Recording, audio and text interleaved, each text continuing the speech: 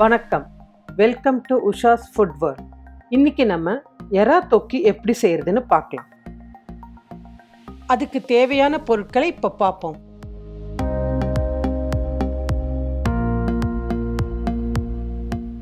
ஒரு கடாயில் 2 table spoon நல்லெண்ணெய் ஊற்றி சூடானதும் அதில் 100 கிராம் நறுக்கிய சின்ன வெங்காயத்தை போட்டு நல்லா வதக்குங்க.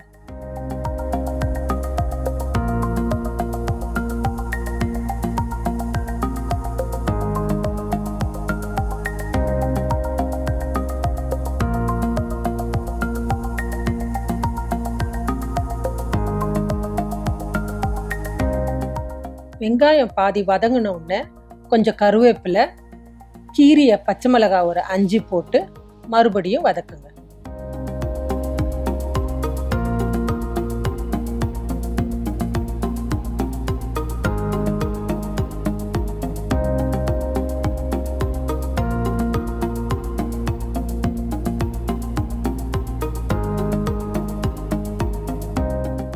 வெங்காயம் கொஞ்சம் கலர் சேஞ்ச் ஆகும்போது 2 டேபிள் ஸ்பூன் இஞ்சி பூண்டு பேஸ்ட் போட்டு நல்லா வதக்குங்க.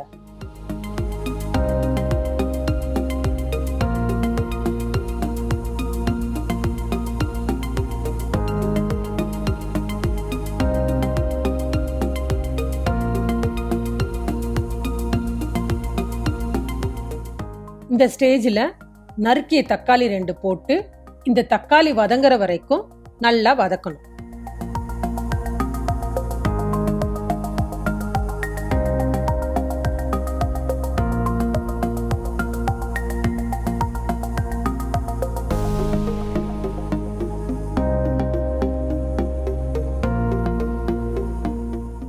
இந்த ஸ்டேஜில் உப்பு போட்டு வதக்குங்க. உப்பு போடுறதுனால தக்காளியில் தண்ணி விட்டு அந்த தண்ணியிலேயே தக்காளி நல்லா வதங்கிடும்.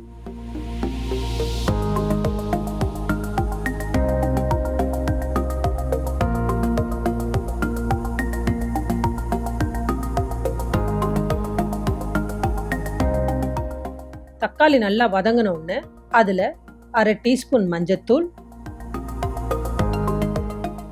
2 டீஸ்பூன் மிளகாய்த்தூள், தேவைப்பட்டா உங்களுக்கு இன்னும் கூட கொஞ்சம் சேர்த்துக்கலாம். சேர்த்துட்டு நல்லா வதக்குங்க.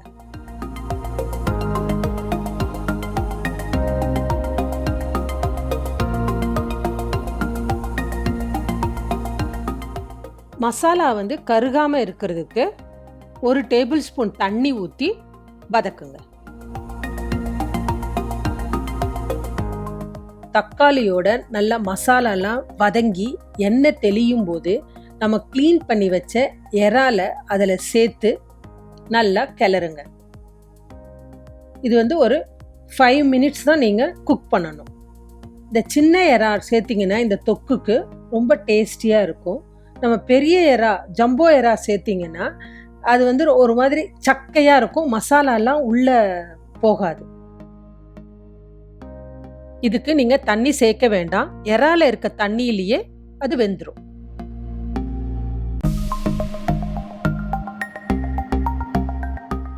இதை ஜஸ்ட் 5 மினிட்ஸ் மட்டும் குக் பண்ணால் போதும். ரொம்ப நேரம் குக் பண்ணிங்கன்னா அந்த எறா கொஞ்சம் ரப்பர் மாதிரி ஆகிடும். ஸோ அதனால் அந்த டைமை பார்த்துக்கோங்க.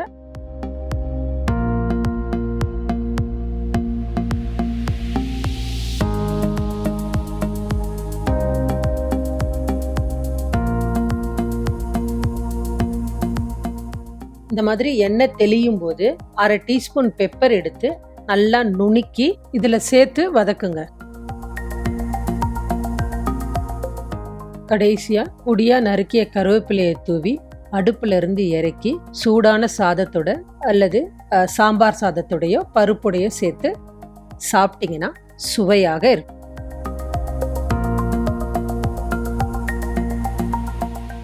இந்த எறா தொக்கை வீட்டில் செஞ்சு பார்த்துட்டு மறக்காம லைக், ஷேர் அண்ட் சப்ஸ்கிரைப் பண்ணுங்க. மீண்டும் உங்களை வேறொரு டிஷ்ஷுடன் சந்திக்கிறேன். நன்றி.